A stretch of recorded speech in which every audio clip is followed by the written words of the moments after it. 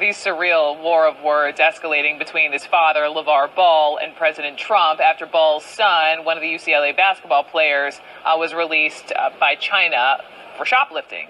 The two, of course, have been arguing over whether Ball should thank the president for helping. LeVar Ball is not, and that inspired the president to tweet a slew of insults today, among them writing that it was he alone, the president alone, who got China to release Ball's son and two other UCLA basketball players. President Trump then went on to call LeVar Ball a quote, ungrateful fool and a poor man's version of Don King, but without the hair. Okay? So let's begin there. With me now, stand-in political commentator Marc Lamont Hill and Bradford Cohen, lawyer and former Apprentice contestant who supports President Trump. Gentlemen, nice to have you both on. Good to be here. Mark, just to you first. I mean, the quotes I just read, ungrateful fool and poor man's Don King. Chris Cillizza here at CNN is calling this a racial dog whistle. Do you agree? It feels like a racial dog whistle. The entire time, there's an undertone of, you should be grateful to me, you know, these uppity black people. And this isn't just because of LeVar Ball. It starts with the NFL, where, again, he talks about these highly paid athletes who should be grateful to be in the NFL. This discourse, it keeps recurring about, and it seems to be directed largely to black people. Let me be clear. Donald Trump is an equal opportunity jerk when it comes to celebrities. I mean, he goes after Meryl Streep, he goes after anybody. But when it comes to athletes in particular, there's a sense of you should be grateful. And this is narcissistic, this is arrogant, this is bizarrely unprofessional and unpresidential. But there's also a racial undertone to this that's really disturbing. Bradford, how do you see it? Exactly the opposite. I mean, listen, you know, first of all, the hair comment, I feel for him. But Donald Trump and Don King have been friends for probably 40 years. They've known each other for a very long time. I know personally that they're friends. So the thing is, there's nothing racial about it. He, you know, his son stole things in China at an LV store. I mean, how disgusting is it? You're going over to China on a full ride scholarship with UCLA, and you end up stealing something there. And then Donald Trump steps in and says, you know, these kids, they made a mistake. Let's release them. This is crazy. Let's do something for them. And they get released. And then there's no thank you. Now, you know, how is that right? I don't care if you're purple, blue, black, yellow. I don't care what you are.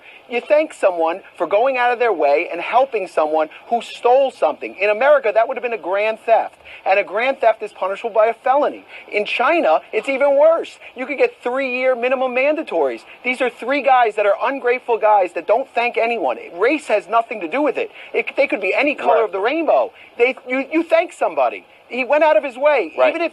even if he wasn't solely the only person responsible to release these guys,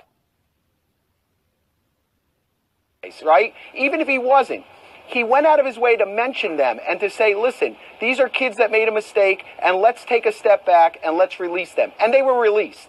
So I think they're ungrateful. I think Donald Trump's statements are 100% true. Okay. Go ahead, Mark. Right. So, I mean, you're largely debating things that aren't in dispute. You made the point that he and Don King are friends, not in dispute. You made the point that stealing is wrong, not in dispute. You made the point that it's a big crime in China, not in dispute. Not in dispute. You made the point that you should say sorry, or you should say thank you if someone does something for you, not in dispute. No one is disputing those things. What's in dispute is whether or not Donald Trump's reaction to LeVar Ball has a racial undertone to it. And comparing him to Don King, calling him an ungrateful fool is an unrelated issue to almost everything else that you raised. And again, if this were just an isolated incident, I would feel for you. I'd say, you know what? Maybe this is just Donald Trump being a jerk. I mean, the best case scenario here is that he's being narcissistic and unprofessional. But the problem is this is linked to a series of things. Donald Trump has a long history of racial and racist tweets and actions. And because of that, it's very easy to connect this.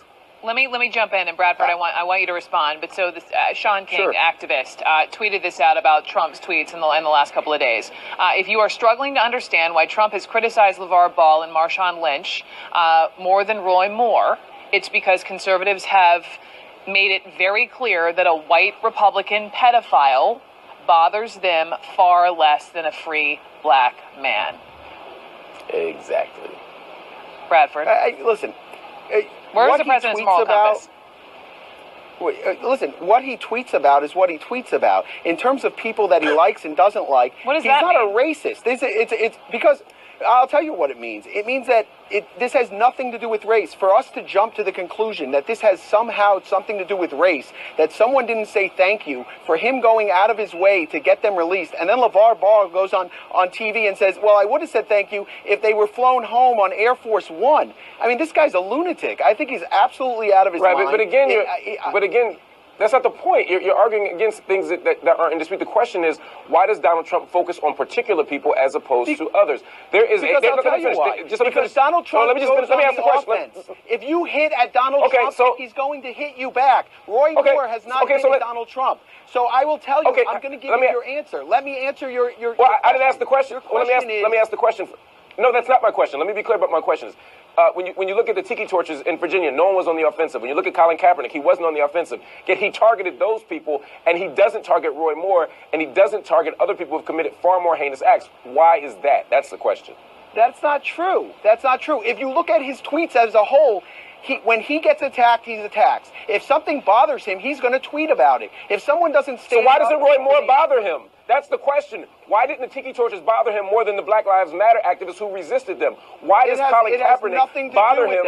It has nothing to do with that. You're taking one thing and adding in another. Why does it not? No, you said he tweets when he's bothered. He didn't say it bothers him or doesn't bother him. What he said was that exactly. He's saying until there's evidence, should bother him. No, that's not what he said. He's saying everyone has a presumption of innocence. Am I correct? So we don't know all the facts. In a court of law. Nor do we know all the facts behind a lot of things. But when it comes to Ball, we know all the facts, and that's what we're talking about right now. We're talking about three kids that stole something from a store, and he got them released. There's a kid in North Korea that stole a poster that spent 15 years, that got a sentence of 15 years in prison, and then he died. Okay? So to not thank Donald Trump for what he did for this is disgusting. That's what we're talking about. It has nothing to do with race. It has nothing to do with white, black, or purple. You turn this into a racial thing, and it's not a racial thing. Okay. That's part of what we're talking about. No, it's not the end of the story. You don't get to decide when the end of the story is. Brooke might be about to say it's the end of the story, but it's not the end of the story. I think we're at the end of the story. Fine, Brooke. For now, it's all right. We wanted to have both of y'all on. I wanted to hear the perspectives. It's fascinating how so totally far apart, people can be on this very issue that's so important. Bradford and Mark, I thank y'all so much. Thank you both.